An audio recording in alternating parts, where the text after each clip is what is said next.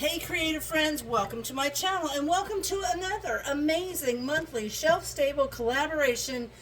This is just so cool. Prepper Potpourri thought about this and she thought we ought to come up with some really great recipes that people can use strictly from their pantry shelves. So a bunch of us do this on the first Tuesday of every month. We do a shelf-stable recipe using only things from your pantry. The only exception to that, I think, is eggs, because a lot of people have chickens, so you can do eggs. And actually, right now, they're pretty expensive. So if you've got chickens and you're getting eggs, you're lucky. So if you look down in the description of this video, you will see there will be a link where you can get this cool binder cover, and there's even a spine cover for you. And all of these recipes are going to be printable, so you can print them off, and then you can divide your binder into like sections. And then just have these. And the cool thing about that is that if you ever actually just needed to make a recipe from your pantry, you've got a great resource here. And you can pick the recipes that appeal to you, things that you've tried, things that kind of coordinate with the type of food that you're keeping in your pantry. So this is just genius. And I really feel honored to participate in this collaboration because it's been going on a long time. I think it's going to continue to go on a long time. And the thing I love most about it is I think it helps a lot of people get the full use of their pantry. I know people that have been canning for years and they haven't touched a lot of the food that they've canned because they're like, I just want it to be there in an emergency. But you need to use your food and know that when there's an emergency, you know how to use it properly. So this is what this is all about. So in this video, I felt like I was cheating. I actually talked to Prepper Potpourri and I said, would it be cheating if I just used a mix? And she said, no, because people have these mixes. And these Marie Callender cornbread ones are awesome. Krusteaz also makes mixes that all you have to do is add water. So they're genius. So I oftentimes will like to take something and see how I can convert it into an actual meal or a main dish. So what I'm going to do, I'm just going to use one bag. Got another bag from my pantry shelf. So I'm going to use one package of the original cornbread mix from Marie Callender's. This is super simple. All I have to do is add it with 1 pouch of dry mix with, I think it's 1.5 cups of water. And then I'm going to put it in an 8x8 pan that I've sprayed. The difference that I'm going to do though is I'm going to bump this up a bit. I'm going to add about a half. I already took the top off this and took half out and drained it before I thought about it. But for, you know, that I should do that for you. But anyway, so I'm going to use about a half a pint of my home canned corn. And then I've got some jalapenos. And the thing is with these, I didn't pickle these, but I bought one of those larger cans of the whole jalapenos. And what I like to do with those is divide it in two. I'll take 1/2 and put it, it's on my pantry shelf, so it's there. But when I want to use it, I can put half of it in one of the little jar because I've got a recipe for that. And then I cut a bunch up and those are in my refrigerator. But prior to this, they were on my shelf. It was a bigger can, so I broke them down this way. But if you get the smaller cans, they're one time, just open them and use them.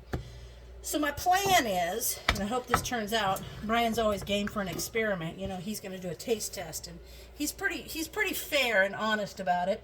But what I'm going to do is I'm going to mix the cornbread, and I'm going to mix the corn in and some jalapenos. Then I'm going to bake them.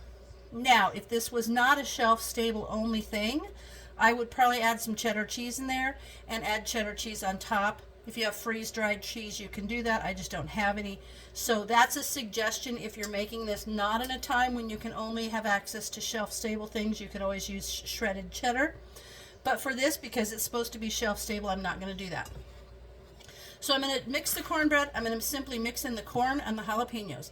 While that's baking, I have a jar of pulled pork barbecue. So this is like to make pulled pork sandwiches or whatever. But what I'm going to do is heat it up and shred the pork, and then I am going to put that over a piece of the cornbread for the main dish. So let me get started by spraying my pan. I'm going to put it over the sink. I don't like to get the spray all over the counter. And I also like to take a cloth, which I use my homemade unpapered towels. I've got a video for these. I use these all the time. Telling you what, since I started these, I have not even finished a regular roll of paper towels. So this says, spray that 1 pouch of dry mix in a large combined water. Tells me 1.5 cups of water. So let me get 1.5 cups of water and I'll be right back. Okay, I got my water. And now I'm going to cut this open. It's Marie Callender original cornbread mix. And you know, if you buy these things, people will buy them in bulk and then they'll let them sit on their counter so long that the baking powder and stuff kind of get old and they don't rise anymore. After that, they just become like a thick thing. So if you're going to buy these mixes, please be sure and use them. Just keep cycling them. You know, the pantry, some people have pantries with freeze-dried food and everything, which is awesome, that are good for years and years and years. But you should have at least a portion of your pantry that I call like the working pantry, and that's where you're gonna have things like this. And you see the bubbles in there? That's because it's got things in it that you need to use, because over a period of time those are going to go bad.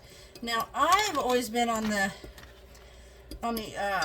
learning that you don't ever beat it until there's no lumps, but this says to whisk until smooth, so I'm going to.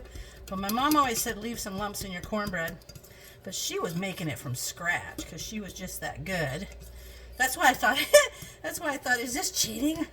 I don't know if it's cheating or not. Okay, that looks good enough to me. And now I've drained my corn. I'm gonna set Gumby over here. He's just hanging out cooking with me because you know, if you watch my videos, you know I'm starting to, oh, I'm using a metal utensil in my jar. Oh my gosh, be careful of that. You know, I'm doing a thing with Gumby. Gumby has his own his own Instagram now. It's called Out and About with Gumby, and I'm just doing pictures and reels and stuff with him, and it's fun. People love Gumby, so he's gonna be around. Okay, so there I've got the corn mixed in, and now I'm just gonna take some jalapenos out. We like things hot and spicy, so I'm gonna put some of those in there. That looks about right. I'm never afraid of too much heat in something. Woo, I love it.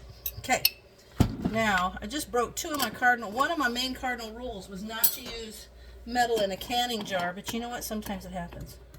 Just don't do it all the time. Don't use a knife and scrape it and stuff. Okay, so I've got that jalapeno mixed in.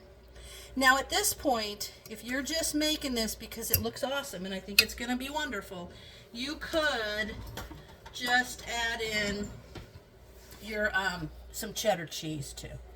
But I'm not doing that because I don't have any freeze dried, so I don't have any on my pantry shelf. Okay. And just think how easy this is. This is going to cook for 30 to 35 minutes at 375, and in that time I'm simply going to take this jar of barbecued pulled pork and I'm going to heat it and shred it and let it be hot. So when this comes out of the oven, I'll let it sit for a couple minutes. I think it says let it sit for 10 minutes or something, and then, or whatever, let me see what's the instructions say. Oh, it's let it cool for 3 to 5 minutes. Then I'm going to cut it, put it on a plate, and I'm going to sprinkle some of that barbecued pork over the top of it. And maybe I would put it you know, with vegetables or something else, but I think this is amazing. So this is going to be good.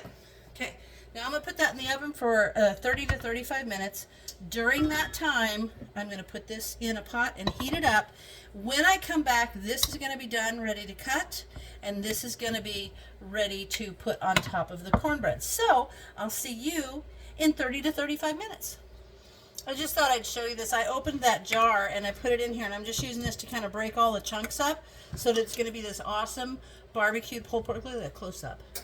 It's not good. It smells super good. And if you want to know how to make this, because there's already so much information down in the description box, if you just go to my playlist and look at the canning ones, this was the canning one that Brian did. He did like a pork and spicy broth, which you could thicken the broth like a gravy and use that in this also.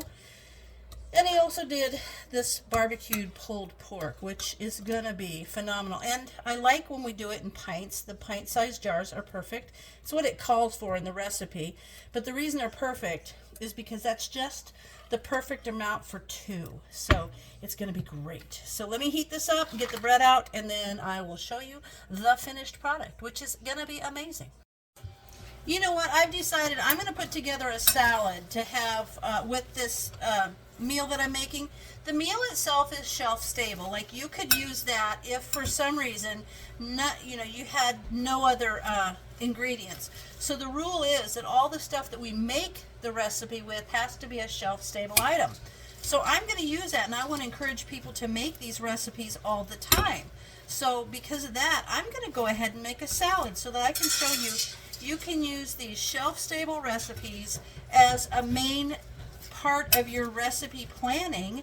And then if for some reason there was a problem where you did not have fresh food like this, which I'm making this salad, then you could use maybe some canned vegetables or something. But I want to encourage you to try these recipes now. Use them in your everyday cooking off and on so that you have, like maybe once a week, incorporate one of these recipes that is shelf stable only, just so that they become part of your family's regular taste, things that they're used to and stuff that they're used to eating. So I'm going to go ahead and make a salad to plate this up with, but the recipe itself is fully shelf stable. Okay, so this is out of the oven. It smells wonderful, and you can see the little bits of jalapeno in it. Yummy. So I'm going to let this sit for a couple of minutes. And remember, this cornbread and the barbecue pork, I'm going to pull it over it, are completely shelf stable. And I just think it's such a good idea to use these things in your everyday cooking so that when it comes to a point, or if it comes to a point that you have to only have this, you know how, and people are used to it. But you know what else?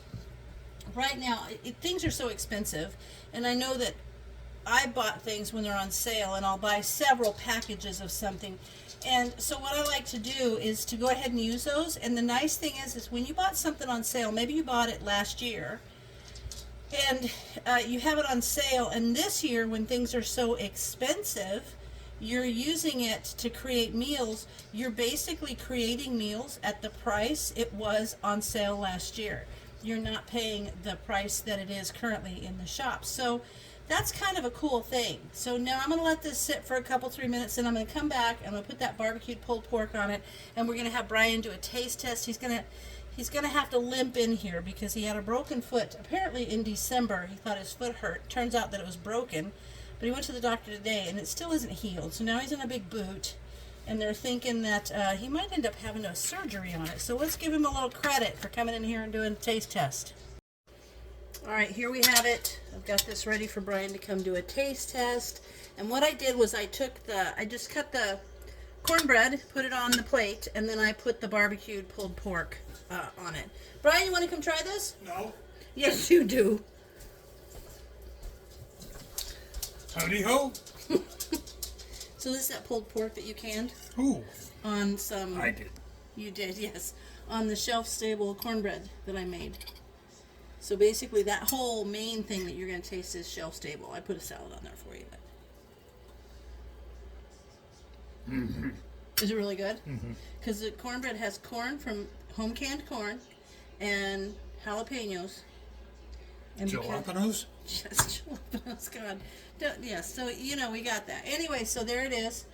And as always, I hope you guys try these recipes. Make sure that you give them a shot. Your family gets used to eating them, because it's so cool to know how to thoroughly use your shelf-stable... Oh, Gumby just fell in my dinner. It's so good to know how to use your shelf-stable food. So important. So there it is. As always, thanks for watching, and I'll see you in my next video.